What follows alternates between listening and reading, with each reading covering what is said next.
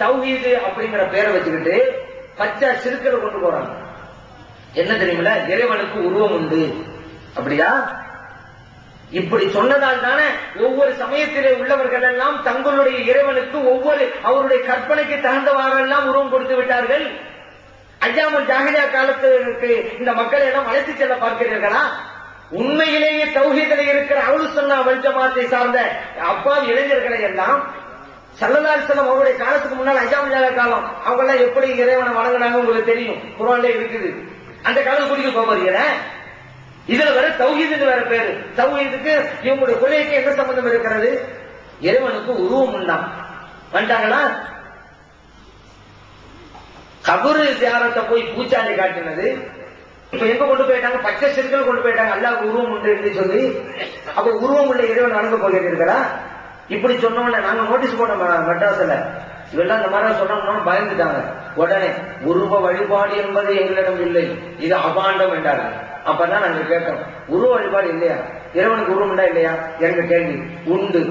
அந்த இறைவன் வணங்கணுமா இல்லையா? ஆமா. அப்ப உருவம் இறைவன் தான் வணங்க சொல்றீங்க. அப்புறம் உருவ வழிபாடு இல்லை.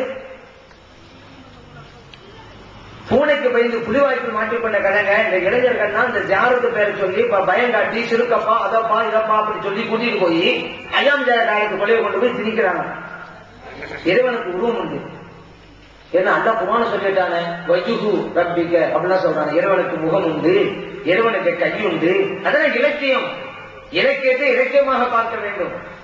அல்லாஹ் குர்ஆன்ல சொல்றான் வலா தஜ்அல் யதக மக்லூலத்தன், உன்னுடைய கையை கழுத்துல கட்டிட்டு இருக்காங்கங்கறான். கைக்கு கையில சொல்றியல, கையில கட்டக்கூடாத, கழுத்துல கைய கட்டலாம். அப்ப அல்லாஹ் சொல்றானே கழுத்துல கட்டக்கூடாது. வலா தபசுத்தஹா குல்லல் பஸ்ஸி, கையை ஒரேடியா விரிச்சிராதீங்க அல்லாஹ் சொல்றான். கையை இனிமேல் யாரும் விரிக்க கூடாது. அது சொல்ல தயாரா நீங்க? அங்கே என்ன கையில்லா கை இல்ல வேற அர்த்தம் புரியுதுல? அப்ப அல்லாஹ் என்ன சொல்றாங்க? கஞ்சனா இருக்காத, கழுத்துல கை கட்டிருக்காங்கன்னு சொன்னா கையை இடப்பா கொடு, கஞ்சனா இருக்காதான்னு அர்த்தம். கொடுக்கிற பேர்ல இருக்கிறதெல்லாம் கொடுத்து தருணம் நினைக்காத. உனக்கு மனைவி மக்களா இருக்கிறாங்கல்ல, இருக்கிறவன் பார்த்து கொடு, ஒரே அடியா விரிச்சிடாத. ஏன்னா பாத்திரம் அறிந்து பிச்சை எடு. ஒரு ஆள் கேட்க வர்றான், அவன் நிலை அறிந்து கொடுக்க வேண்டும். அதுவும் பாத்திரம் அறிந்து பிச்சை எடுதான். நம்மகிட்ட இருக்கிற பாத்திரம் அறிந்து பிச்சை இடணும். எவ்வளவு இருக்குது அதுவும் ஒருதான். இப்ப இறைவன் இப்படி இலக்கிய நேரத்தோடு பேசுகிறான். அப்படித்தான் பார்க்கணும். இறைவனுக்கு முகம் என்றால் அவனுடைய உள்ளமை, இறைவனுக்கு கை என்றால் அவனுக்கு ஆட்சி அதிகாரம், இறைவனுக்கு கண் என்றால் அவனுடைய கருணை கண்காணிப்பு. அப்படிதான் மீனிங் கொடுக்கணும். அந்த மீனிங்ல இலக்கியத்தை அன்றாடம் பேசிக்கிட்டே இருக்கிறோம். அவருக்கு கொஞ்சம் விசாலமான கைங்கமோ, அப்ப பெரிய கையில அர்த்தமா நல்ல ஒரு தர்ம செய்யறவர் தான் இருக்கும். அவனுக்கு கொஞ்சம் வாய் நீளங்க, பெரிய 1/2 மீட்டரா இல்ல, ரொம்ப பேசுறவன் அர்த்தம். இப்படி பல அர்த்தம் இருக்கு. இப்ப ஹாரூன் ரஷீது சொல்ல வரலாற்று படிக்கிறோம். ஒரு காலத்தில் பகதாது மாநகரம் மன்னர் ஹாரூன் ரஷீதுடைய கையிலே இருந்ததுங்கிறோம். கையில கொஞ்சம் தூக்கிட்டு இருந்தார் பகதாது மாநகரத்தை. அவருடைய ஆட்சி அதிகாரத்தில் இருந்தேன்னு அர்த்தம். ஒரு ஆளுக்கு கையே இல்லைன்னு வச்சுக்கிறங்க, பிரதமரா இருக்கிறாரு சொல்றோம், இவருடைய கையில் தான் இந்தியா இருக்கிறோம். தப்பு இல்ல. எனக்கு அவருக்கு கையே இல்லை, இந்தியா அவர் கையில சொல்ல மாட்டோம். ஏன்னா அந்த மீனிங் நம்ம சொல்றது இல்ல. ஆட்சி அதிகாரம் இலக்கியமா பேசுறோம்ல, அதே இலக்கியத்தை தான் அண்ணா பேசுறோம். ஏன்னா மக்களுக்கு எளிதாக புரிய வைக்கணுங்கிறதுனால இவங்க என்ன சொல்லிவிட்டாங்க? கை வருதுல அல்லாவுக்கு கையை தான், முகம் வருதுல முகம்தான், இப்படி எல்லாம் சொன்னாங்க. அதே போல இன்னொரு கூத்து பாருங்க, புகார வருது, ஸல்லல்லாஹு சொல்லி தர்றாங்க. அல்லாஹ் தஆலா ஒவ்வொரு இரவிலும் முதல் வானத்திற்கு வருகிறான். வந்து கேட்கிறான், என்னிடம் கேட்பவர் யார் கொடுக்க தயாராக இருக்கிறேன், என்னிடம் மன்னிப்பு கேட்பவர் யார் மன்னிக்க தயாராக இருக்கிறேன் அப்படின்னு வருது. இது அவங்க இதுவரைக்கும் இதுல ஒரு பேர் மட்டும் மாறிடுச்சு. எப்படின்னு சொல்றேன், அவங்க என்ன சொன்னாங்க? முதல் வானத்திற்கு அவனையதான் இறங்கி வருகிறான் அப்படின்னு. ஏன்னா அந்த மகாபெண்கள் என்ன சொல்றாங்க? அர் ரஹ்மான் அலல் இஸ்தவாங்கிற வசனத்துக்கு அல்லாஹ் அதிசயிலே அமர்ந்து இருக்கிறான் அப்படி அர்த்தம் வைக்கிறாங்க. நம்ம இவங்கள தெளிவா விளக்கம் கொடுத்துட்டாங்க. இறைவன் அரிசிலே தன்னுடைய அதிகாரத்தை செலுத்துகிறான், அதுதான் மீனிங். ஆனா மகாபெண் என்ன சொல்றாங்க? அல்லாஹ் தஆலா அரிசில உட்கார்ந்துட்டு இருக்கிறான், அரிசிங்கிற சிம்மாசனத்துல இப்படி உட்கார்ந்துட்டு இருக்கிறான். இதுல கொடுமை என்ன தெரியுமா? இப்னு தைமியா, நான் ஏற்கனவே சொல்லிட்டேன், இப்னு தைமியாவுடைய கொள்கையைத்தான் இந்த வஹாபிகள் அப்பாவி இளைஞர்களுக்கு மத்தியிலே இறக்குமதி செய்து கொண்டிருக்கிறார்கள். இந்த இறைவன் அரிச உட்கார்ந்து இருக்கிறான் என்று அன்னைக்கே குழப்பத்தை தோற்றுவித்தது இப்னு தைமியா. எப்படி பல பிரிவுகள் சேர்ந்தாங்க, முஅ்தஸிலா கவாரிஜ்ங்கிற கூட்டம் வந்தது மாதிரி முஜஸ்ஸிமாங்கிற ஒரு கூட்டம் அப்பொழுது இருந்தது, இன்றைக்கும் இருக்கிறது. வஹாபி என்று பேரு. முஜஸ்ஸிமான என்ன அர்த்தம்? இறைவனுக்கு உருவம் உண்டு அவருடைய கொள்கை. இவங்கெல்லாம் அனுசுன்ன ஜமாத் வெளியேறுவார்கள். சலாம் சொல்றாங்கல்ல, 73 ஒண்ணுதான் வெற்றி பெறும், 72 போகும் போக வேண்டிய இடத்துக்கு சொன்னாங்கல்ல. முஜஸ்ஸிமாவெல்லாம் அதுல கட்டுப்பட்டது.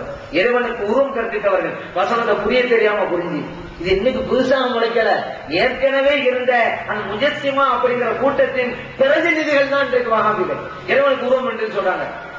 டமாஸ்கஸ் சிரியா நாட்டினுடைய தலைநகர், அதுல ஒரு பள்ளி இப்னு தைமியா குத்பா பிரசங்கம் பண்றாரு. அதுல விளக்கம் கொடுக்கிறாரு. இறைவன் குர்ஆன்ல சொல்லி இருக்கிறான், அர் ரஹ்மான் அலல் அர்ஷி இஸ்தவா, இறைவன் அரிசியிலே அமர்ந்தான். எப்படி அமர்ந்தான் தெரியுமா? இப்படித்தான் மெம்பர் படியில உட்கார்ந்து காமிச்சாங்க இப்னு தைமியா. ஒவ்வொரு படியிலும் இறங்குகிறார். இறைவன் முதல் வானத்திற்கு இறங்கி வருகிறான். எப்படி தெரியுமா? இப்படித்தான் ஒரு படை இறங்கி காட்டினான் அந்த இப்னு தைமியா. அன்றைக்கு உலக பொதுமக்கள் எதிர்ப்பு தெரிவித்தார்கள்.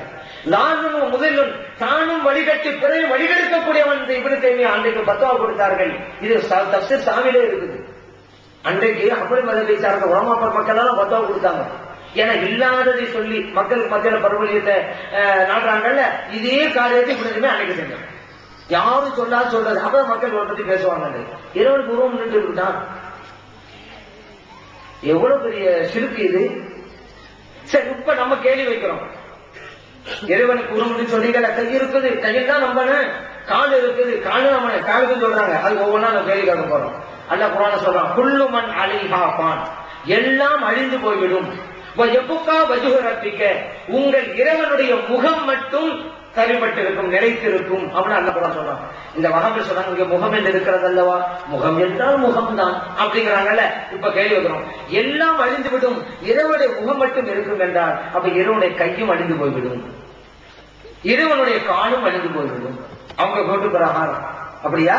அப்ப எல்லாம் போயிடும், அல்லாவுக்கு கை போயிடும், அல்லாவுக்கு காலு போயிடும், அல்லாவுக்கு முகம் மட்டும்தான் இருக்குள்ள வர. நீங்க சொன்ன மாதிரி முகம் அர்த்தம் வச்சா நாங்க என்ன வச்சிருக்கிறோம்? இறைவனுடைய உள்ளமை தெரிவிட்டிருக்கும். எங்கள் பொருள் சரியா, நீங்க சொன்ன சரியா? இறைவன் உள்ளமை தெரிவிட்டிருக்கும், நாங்க பொருள் வைக்கிறோம், அதான் கரெக்ட். எல்லா இடத்துக்கு போனாலும் இறைவன் இருப்பான். நீங்க என்ன சொல்றீங்க? முகம் என்றால் முகம், அப்ப இறைவனுடைய முகம் கழுத்து வரைக்கும் இருக்கும், இவனோட உடம்பெல்லாம் போகும். இதான் நீங்க சொன்ன அர்த்தம். அடுத்து இன்னொரு கேள்வி, சயின்ஸ். ஏன்னா அந்த காலத்துல ஒரு ஏமாத்தம் போல ஏமாற்ற முடியாது. அப்ப அறிவு ரீதியான ஒரு கேள்வி கேட்டான். சார், அல்லாஹ் தஆலா முதல் வானம் இறங்கி வருகிறான், அரிசியிலிருந்து இருக்குது, இரவுக்கு வர்றான். இரவுங்கிறது ஏதோ ஒரு இடத்துல மட்டும் இருக்கிறது அல்ல. ஏன்னா உலகம்ங்கிறது பூமி வந்து உருண்டை. இன்னைக்கு இப்ப நம்ம இருட்டுல இருக்கிறோம், இன்னொரு இடத்துல பகல், அப்புறம் இன்னொரு இடத்துக்கு இரவு வரும். இப்படி ரவுண்டா இரவு இருந்துகிட்டே தான் இருக்கு. இரவு இல்லாத ஒரு பகுதி பூமியில் இருக்கவே செய்யாது. ஏன்னா கொஞ்சம் கொஞ்சமா மாறி மாறி மாறி இரவு வந்துகிட்டே இருக்கும். அப்படியானால் நீங்க சொன்னீங்கல்ல, அல்லாஹ் இறங்கி வந்தான், அரிசியில இருக்கிறான், முதல் வானத்துக்கு வர்றாங்கிறீங்கல்ல, அப்படின்னு சொன்னா இறைவன் இறங்கி வந்தவன் முதல் வானத்திற்கு மறுபடியும் அரிசிக்கு செல்லவே இல்லை. அவ்வளவு ஏன்? அதான் நீங்க இரவு நேரத்தில் இருக்காங்கிறீங்கல்ல, இரவுதான் இருந்துகிட்டே இருக்கிற. இப்படி சொன்னோன்ன அவர்களில் ஒரு பிரிவினர் இன்னைக்கு இந்த இடத்தில் மட்டும் இறைவன் இறங்கி வருகிறான் என்றால் இறைவன் அல்ல, இறைவனுடைய அருள் இறங்கி வர்றாரு. அவங்களுக்கு மீன் கொடுக்கிறான். இன்னைக்கு அவர்களில் ஒரு பிரிவினர் தான், மற்றவங்க எல்லாம் இல்ல, முஸ்லிம் இருக்கிறான், இங்கேயும் வருகிறான், அப்படிதான் போட்டு குழப்பிட்டு இருக்கிறாங்க. ஏன் இதெல்லாம் செய்யணும்?